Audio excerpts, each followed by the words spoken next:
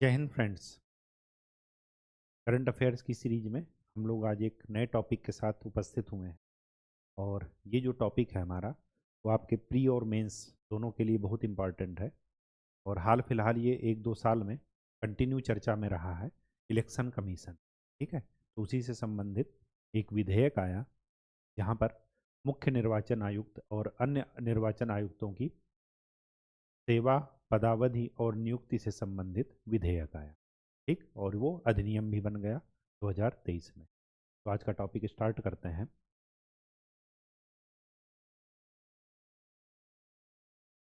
मुख्य चुनाव आयुक्त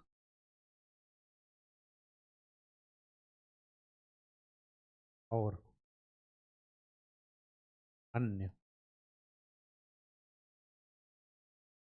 चुनाव आयुक्त अधिनियम 2023। ठीक, बहुत ही इंपॉर्टेंट टॉपिक है ये। पॉलिटी में भी हम लोग इसको पढ़ेंगे। देखिए हाल फिलहाल आपने न्यूज में सुना होगा कि चीफ इलेक्शन कमिश्नर को क्या किया, क्या दिया गया, एक्सटेंशन दिया गया सर्विस में। कभी 1 साल, कभी 6 महीने, कभी 1 साल और ऐसा कर, जबकि वो रिटायरमेंट हो चुके थे। उसके बाद उनका सेवा विस्तार दिया गया। तो सुप्रीम कोर्ट में ये मामला गया और सुप्रीम कोर्ट ने बहुत ही तीखी टिप्पणी की क्या कि सरकार के पास कोई अधिकारी और नहीं है, या सबसे पूरे भारत में सबसे योग्य यही व्यक्ति हैं जो इनको आप सर्विस एक्सटेंशन दे रहे हैं बार बार। ठीक, तब ये मामला है। अब यहाँ पर ये ध्यान में रखना है कि यहाँ पर एक मामला जो सुप्रीम कोर्ट में गया था वो अनूप बरनवाल का गया था वर्सेस गवर्नमेंट ऑफ इंडिया। इसमें सुप्रीम कोर्ट ने क्या व्यवस्था की थी कि जो भी चयन समिति क्या करेगी, मुख्य चुनाव आयुक्त और अन्य आयुक्तों का चयन करेगी, उस चयन समिति में 3 लोग जरूर होंगे। एक प्रधानमंत्री, दूसरा लोकसभा का विपक्ष का नेता, और तीसरा CJI, chief justice of India. इन तीनों मेंबर से मिल करके जो समिति बनेगी वही क्या करेगी, मुख्य चुनाव आयुक्त और अन्य चुनाव आयुक्तों की। ये मुद्दा, ये डिसीजन सुप्रीम कोर्ट ने कब दिया, अनूप बर्नवाल के केस में। ठीक,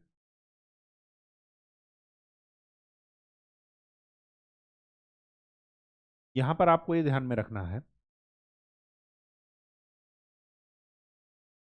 कि जब तक कोई विधेयक नहीं आ जाता, कोई अधिनियम नहीं आ जाता, तब तक यही व्यवस्था अपनाई जाएगी। ये केस भी का डिसीजन कब आया था, 2023 में, ये ध्यान रखिएगा। 2023 का केस है ये। ठीक, अब जब ये व्यवस्था हो गई और वो सुप्रीम कोर्ट ने कहा कि ठीक है, हम लास्ट बार इनका एक्सटेंशन एक्सेप्ट कर रहे हैं, इसके बाद इनको एक्सटेंशन मत दीजिएगा और एक चयन समिति बना लीजिए। और यही चयन समिति तब तक रहेगी जब तक आप एक नया अधिनियम इससे रिलेटेड नहीं बना लेते। अब सरकार के पास 2 चॉइस थी, या तो इसी चयन समिति से क्या करती, अपने को चलाती, इलेक्शन कमीशन का अपॉइंटमेंट करती, और दूसरा तरीका क्या था कि वो अधिनियम बना लेती। तो सरकार ने एक अधिनियम बनाया जिसको हम लोग पढ़ रहे हैं। ठीक, इसका उद्देश्य क्या था, पर्पज क्या था, chief election commissioner and election commissioner की नियुक्ति, अपॉइंटमेंट, पदावधि, सेवा शर्तें और कार्य संचालन की प्रक्रिया, किस आधार पर ये काम करेगा, ये सब डिफाइंड करना। उद्देश्य ये था। ठीक, अब हमें ये ध्यान में रखना है, उद्देश्य तो ये था, लेकिन इसमें प्रावधान क्या क्या किए गए वो देखना है। पहली बात, चयन समिति। चयन समिति में कौन होगा? पीएम होंगे जो कि अध्यक्ष होंगे, प्लस 2 सदस्य होंगे। 2 सदस्य में से एक पीएम द्वारा नामित नॉमिनेटेड कैबिनेट मिनिस्टर, सीएम का मतलब कैबिनेट मिनिस्टर, कैबिनेट मंत्री, एक तो ये होंगे।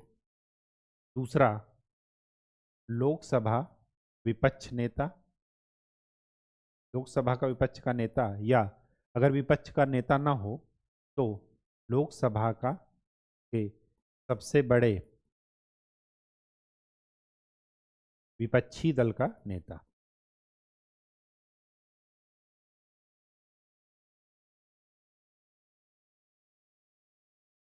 अब ये बताइए कि क्या सुप्रीम कोर्ट की गाइडलाइंस फॉलो हुई यहाँ पर चयन समिति में? नहीं हुई। कौन छूट गया? सीजेआई। सरकार ने न्यायपालिका को जानबूझ करके इस दखल से बाहर रखा। ये इसका क्या हो जाएगा? क्रिटिसिज्म हो जाएगा। ठीक, सरकार इलेक्शन कमीशन को अपने हाथ की कठपुतली बनाकर रखना चाहती है, इस वजह से उन्होंने। अब यहाँ पर देखिए, यहाँ पर क्या है कि जो बहुमत लिया जाएगा, वो जो डिसीजन लिया जाएगा, निर्णय, वो बहुमत से लिया जाएगा। तो ये एक ही पार्टी के हैं, इनके मंत्री जी भी एक ही पार्टी के हैं, तो इन दोनों का वोट हमेशा इसके अपोज में रहेगा, कन्फर्म है। और फिर भी ये दोनों जिसको चाहेंगे उसको बना सकते हैं ना, ध्यान रहो मेरा। तो चयन समिति में ये हो गया। चयन समिति के अलावा एक होती है खोजी समिति। खोजी समिति का मतलब जो 5 नाम ढूंढ करके देगी, और 5 नाम पर ही ये लोग डिसाइड करेंगे कि इन 5 में से किसको आप चीफ इलेक्शन कमिश्नर और बाकी को इलेक्शन कमिश्नर बनाना चाह रहे हैं। अब 5 नाम में ये जो खोजी समिति 5 नाम ढूंढेगी, इसमें अध्यक्ष कौन करेंगे, अध्यक्षता कौन करेंगे? कानून एवं न्याय मंत्री, ये अध्यक्षता करेंगे। साथ में 2 सदस्य रहेंगे जो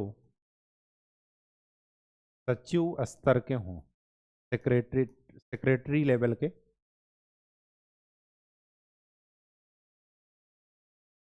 ये 5 नाम सुझाएंगे और उन्हीं 5 नाम पर ये लोग चयन समिति क्या करेगी? ढूंढेगी, उनको बताएगी कि कौन सबसे योग्य हैं या किनको हम चीफ इलेक्शन कमिश्नर बनाना चाहें। ठीक। तीसरी बात, वेतन। तो वेतन सुप्रीम कोर्ट के जज के समान,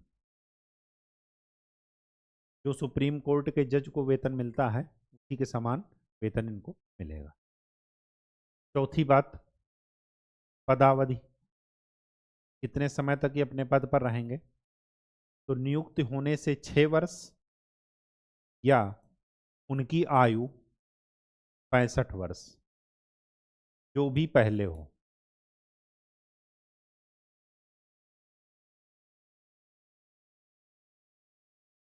ठीक, ये सारी चीजें इंपॉर्टेंट हैं, ध्यान रखिएगा। 5th पॉइंट, क्या इनका रीअपॉइंटमेंट हो सकता है? तो नहीं हो सकता।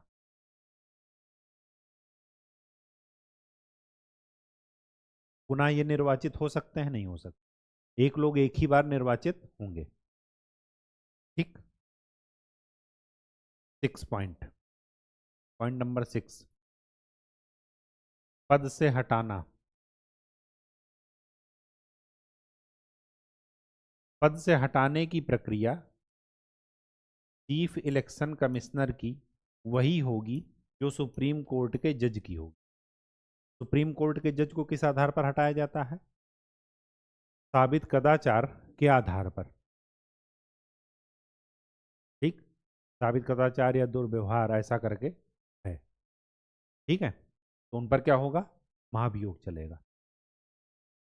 ठीक, त्यागपत्र। अच्छा, ये चीफ इलेक्शन कमिश्नर को तो इस तरह हटाया जाता है इलेक्शन कमिश्नर को किस तरह हटाया जाता है? तो सीईसी की सिफारिश पर चीफ इलेक्शन कमिश्नर अगर सिफारिश कर देगा तो राष्ट्रपति के द्वारा हटा दिया जाएगा। ये बहुत ही बड़ी बात है, ध्यान रखिएगा। दोनों में अंतर कर दिया गया और ये अंतर पहले भी था और इस कानून में भी है। ठीक।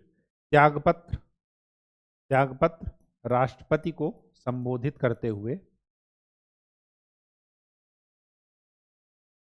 और ये त्यागपत्र सीईसी और ईसी दोनों ही राष्ट्रपति को देंगे। ऐसा नहीं कि इलेक्शन कमिश्नर सीईसी को देगा, मुख्य चुनाव आयुक्त को नहीं, ये दोनों ही किसको देंगे? राष्ट्रपति। यहाँ पर इक्वलिटी, समानता बनाई गई, लेकिन यहाँ पर समानता नहीं बनाई गई। ये बहुत ही क्रिटिकल पॉइंट है, ध्यान रखिएगा। ठीक। नेक्स्ट, आर्टिकल 324 निर्वाचन आयुक्त से डील होता है। निर्वाचन आयुक्त का क्राइटेरिया निर्वाचन आयोग का वो यहीं पर है, आर्टिकल 324 में। और आर्टिकल 324 1 2 ऐसे करके आर्टिकल दिए गए हैं, तो इसी में ध्यान रखिएगा। इसका काम क्या है? लोकसभा, राज्यसभा, विधानसभा, विधान परिषद, राष्ट्रपति, उपराष्ट्रपति, इनके चुनाव कराना, इनके चुनाव कराना, ये इनका काम है, इलेक्शन कमिश्नर का, इलेक्शन कमीशन का, चुनाव आयोग का। दूसरी बात, यदि किसी सदस्य की, संसद सदस्य लिखिए, सदस्य नहीं, संसद सदस्य की अयोग्यता को डिसाइड करना हो तो राष्ट्रपति इलेक्शन कमीशन से सलाह लेगा। राष्ट्रपति इलेक्शन कमीशन को क्या कहेगा कि आप सलाह दीजिए कि ये अयोग्य हैं या नहीं। ठीक। तो इलेक्शन कमीशन की सलाह पर वो सदस्य क्या हो जाएगा? अयोग्य घोषित। ठीक। मुद्दे क्या हैं? इशूज, इशूज पहली बात क्या है कि स्वतंत्रता या निष्पक्षता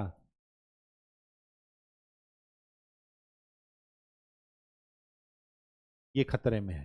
क्यों? क्योंकि यहाँ पर सीजीआई को नहीं रखा गया चयन समिति में। ठीक। पूरी सरकार की बॉडी ही, ठीक है। दूसरी बात, सीईसी एंड ईसी के पद से हटाने का प्रावधान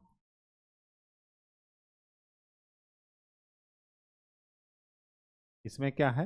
असमानता। सीईसी को वैसे ही हटाया जा सकता है जैसे सुप्रीम कोर्ट के जज, लेकिन ईसी को ऐसे नहीं हटाया जा सकता। ईसी को कैसे हटाया जा सकता है? सीईसी की सिफारिश पर राष्ट्रपति। ठीक। तीसरी बात, चयन समिति एंड खोजी समिति की भूमिका, ये भी एक इशू है, मुद्दा। ठीक। सबसे बड़ी बात यहां पर एक चीज और है कि अगर लोकसभा विघटित है, ठीक, तो विपक्ष का नेता कहां से लाएंगे? ये इशू हो रहा है। ठीक। विपक्ष का नेता कौन रहेगा जब लोकसभा विघटन में है? ये इशू है। ठीक। तो उसमें क्या है? कैबिनेट मंत्री और प्राइम मिनिस्टर ही आपस में मिल करके चुनाव कर लिए। चुनाव किसके द्वारा हो गया? बहुमत के द्वारा। यहां पर एक चीज और लिखिए, रिक्तियां संबंधी मुद्दे।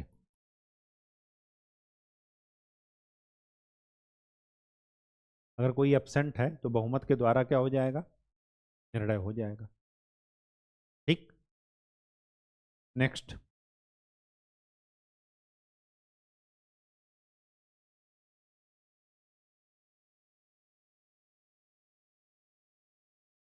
नेक्स्ट क्या है, क्या आप सुझाव देंगे?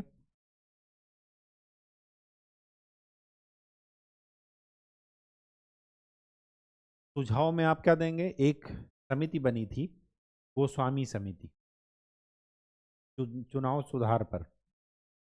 ये बनी थी 1990 में। इसमें इन्होंने वही कहा था कि चयन समिति में पीएम लोकसभा विपक्ष का नेता प्लस सीजेआई हो। दूसरा इन्होंने कहा था कि chief election commission plus and election commission के बीच में जो असमानता है, चाहे अपॉइंटमेंट में हो चाहे किसमें हो, पद से हटाने में, इसको भी क्या किया जाए, कम किया जाए। ठीक, तो ये चीजें जरा ध्यान रखिएगा। गोस्वामी समिति 1990। ठीक,